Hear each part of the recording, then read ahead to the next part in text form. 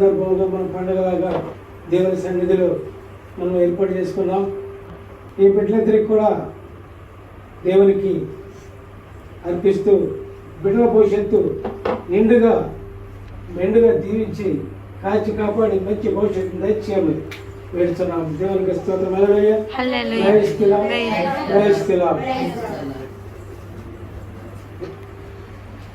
ఇప్పుడు తండ్రి ఉన్నాడు. ప్రతి ఒక్కరికి తల్లి తండ్రి ఉంటారు కదమ్మా. తల్లి తండ్రి ఉంటారు కదా ప్రతి ఒక్కరికి. తండ్రిని పిల్లలు ఏం అడిగితే అది కొనిస్తాడు, అవునా కాదా? తండ్రి పిల్లలు ఏదైనా అడిగితే వదిలే కొని పో అంటాడా? అనడం, కొనిస్తాడు. లోకంలో ఏది కావాలన్నా మరి వాళ్ళ యొక్క స్థితిగతులను బట్టి పిల్లలకు కొనివ్వడం జరుగుతుంది. కానీ అది చాలదు పిల్లలకి. దేవుడిని అడగాల్సింది ముఖ్యమైన ఒకటి ఉంది. లోక వస్తువుల గురించి అడుగుతాం, అన్నిటి గురించి అడుగుతాం. కానీ అసలైన ముఖ్యమైనది ఏంటంటే పిల్లరా,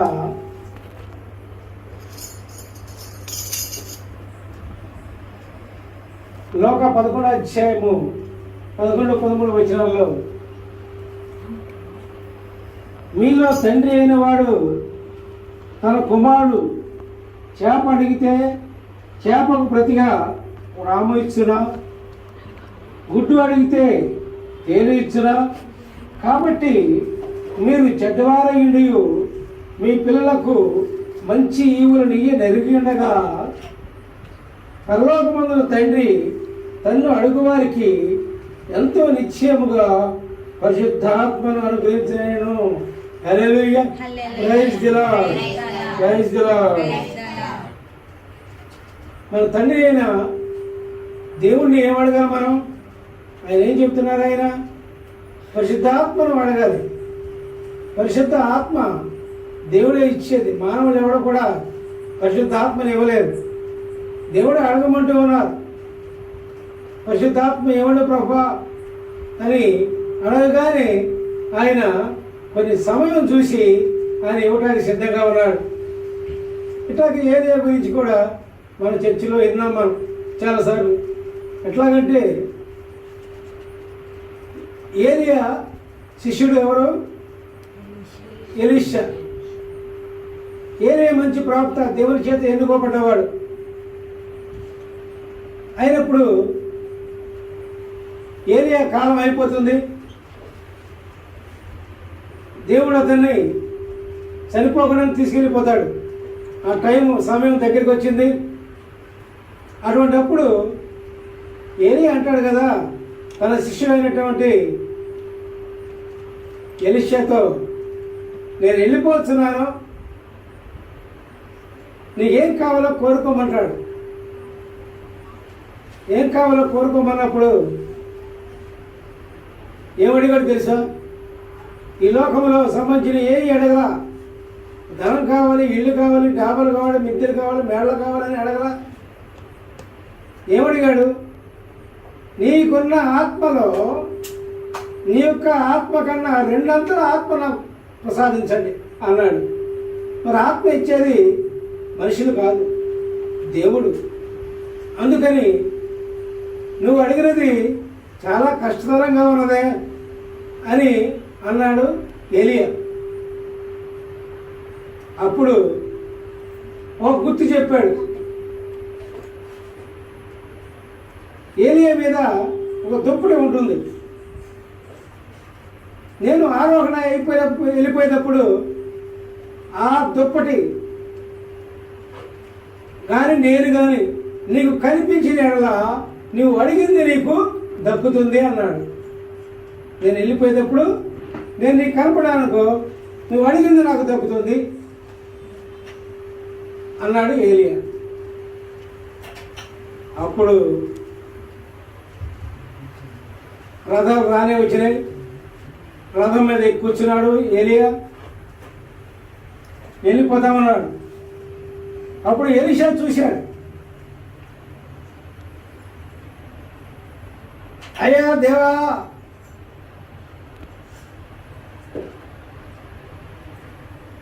యెహోవా దేవా,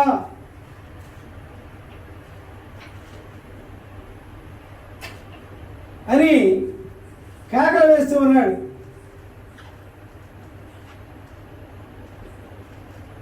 కేకలు వేస్తున్నప్పుడు మరి చూసి కేకలు వేశాడు కదండి, ఆయన మీద ఉన్న దుప్పటి కింద పడిపోయింది. కింద పడిపోయినప్పుడు అది తీసుకుని బుధ మీద వేసుకున్నాడు, వెళ్ళిపోయాడు. ఇక వస్తున్నాడు ఎలీషా. వచ్చేటప్పుడు ఆ యొక్క యోర్దాను నది 2 పాయలుగా చేస్తాడు, మళ్ళీ కలుసుకుంటాయి. మళ్ళీ ఏలియా వెళ్ళిపోయిన తర్వాత ఎలీషా వెళ్ళేటప్పుడు ఆ దుప్పటితో ఏం చేస్తాడంటే, ఏలియా దేవా ఎక్కడున్నావయ్యా, ఏలియా దేవా ఎక్కడున్నావయ్యా అని దుప్పటితో నీళ్ళను కొడతాడు. అది 2 పాయలుగా చీలిపోతుంది. దేవునికి స్తోత్రం, హల్లెలూయా, క్రైస్తవుడు.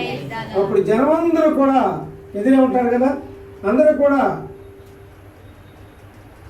ఏలియా ఆత్మ ఈయన మీదకి వచ్చిందని ఆ ఎలీషా అనేకమైన అద్భుతాలు ఆ దేశంలో చేస్తాడండి. అట్లాగే పిల్లరా, మనకు ఆత్మ కావాలి. మనకు దేవుని ఆత్మ ఎప్పుడైతే ఉన్నప్పుడు అప్పుడు మనకు ఏది కావాలన్నా ఈ లోకంలో మనకు లభిస్తుంది. దేవుని ఆత్మ వలన మనము మన జీవితంలో ఏ విధంగా నడవాలో, ఏ విధంగా ఉండాలో, ఏ విధంగా సంచరించాలో, ఏ విధంగా మాట్లాడాలో, ఏ విధంగా తలంచాలో, ఏ విధంగా జీవించాలో మనకు తెలుస్తుంది. దేవుడు నేర్పుతారు మనకి. అదే పరిశుద్ధాత్మ లేకపోతే మన ఇష్టానుసారంగా జీవిస్తాం, మన ఇష్టానుసారంగా మాట్లాడతాం, ఇష్టానుసారంగా ఉంటాం, ఇష్టానుసారంగా మనము ఆలోచిస్తాం. కాబట్టి దేవుడు మనల్ని మానవులుగా పుట్టించాడు కనుక, పుట్టినరోజు జరిపించుకుంటున్నాం కనుక మనం మరి పరిశుద్ధాత్మ మనం కోరుకోవాలి. పరిశుద్ధాత్మను ఎప్పుడైతే మనం కోరుకుంటామో అప్పుడు దేవునికి ఇష్టానుసారంగా, దేవుని యందు భయభక్తులు కలిగిన బిడ్డలుగా మనం జీవిస్తాం. అటువంటి పరిశుద్ధాత్మ కావాలని ఆశ మనకు ఉండాలి. మీ అందరికి ఆశ ఉందా పరిశుద్ధాత్మ కావాలని? ఒకసారి అనండి, యేసయ్యా ప్రభువా నాకు పరిశుద్ధాత్మ దయచే ప్రభువా, నేను తప్ప నన్ను నడిపించే వాళ్ళు ఎవరు లేరు ప్రభువా. Hallelujah, praise the Lord, praise the Lord. పరిశుద్ధాత్మ ఉంటే ప్రభువా నేను మీకు ఇష్టానుసారంగా జీవించడానికి అవకాశం ఉంటుంది ప్రభువా. అందుకని నాకు మీ యొక్క పరిశుద్ధాత్మను ఈ ప్రభువా. Hallelujah, praise the Lord, praise the Lord, praise the Lord. చూసారండి పరిశుద్ధాత్మ ఎంత మనకు ఉపయోగం ఏంటి? మన జీవితం సాగాలంటే, మన జీవితం వెళ్ళిపోయి మళ్ళీ నూతన జీవితం ప్రవేశించాలంటే, ఈ లోకంలో జీవిస్తూనే నూతనంగా మనం జీవించాలంటే పరిశుద్ధాత్మ మనకు కావాలి. పరిశుద్ధాత్మ లేకపోతే ఎవరు కూడా మానవ జీవితాన్ని సక్రమంగా జీవించలేరు. సక్రమంగా మనం జీవించాలంటే పిల్లరా పరిశుద్ధాత్మ కావాలి. ఈ లోకపు తండ్రిని ఏమైతే ఇది కావాలి నాన్న, ఇది కావాలి నాన్న అని అడుగుతామో అదేవిధంగా మన తండ్రి అయిన దేవుణ్ణి, మన తండ్రి అయిన యేసయ్యను, మన తండ్రి అయిన దేవుణ్ణి, ప్రభువా నువ్వు పరిశుద్ధాత్మ నాకు దయచేయ ప్రభువా, నాకు అంతే చాలు అని మనం నిరంతరము కూడా పరిశుద్ధాత్మను కోరుకుంటే, నిరంతరం కూడా పరిశుద్ధాత్మను ఉండాల్సిందే. కోరుకుంటే మన జీవితము 3 పువ్వులు 6 కాయలుగా ఉంటుంది. మన జీవితం ఫలించాలంటే పరిశుద్ధాత్మ ఉండాల్సిందే. అనేక మంది క్రైస్తవుల పిల్లలకు పరిశుద్ధాత్మ ఉండదు. అందుకని ఆ జీవితాలు ఏం చేయాలో కూడా తెలియదు వాళ్ళకి. కాబట్టి అందరికి కూడా పరిశుద్ధాత్మ కావాలని కోరుకుందాం. Hallelujah. Praise the Lord. Praise the Lord. వందనాలయ్యా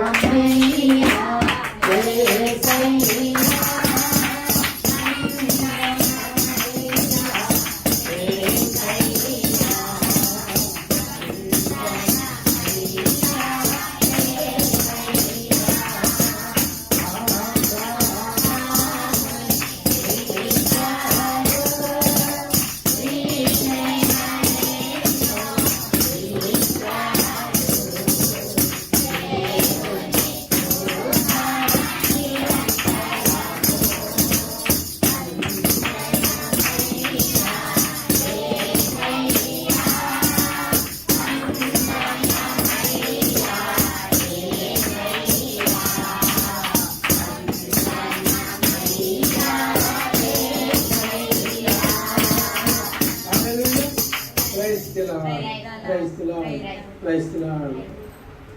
రోని సన్నిధి పుట్టినరోజు జరుపుకుందాం. కేక్ కార్యక్రమాలు మొదలుపెట్టుకుందాం.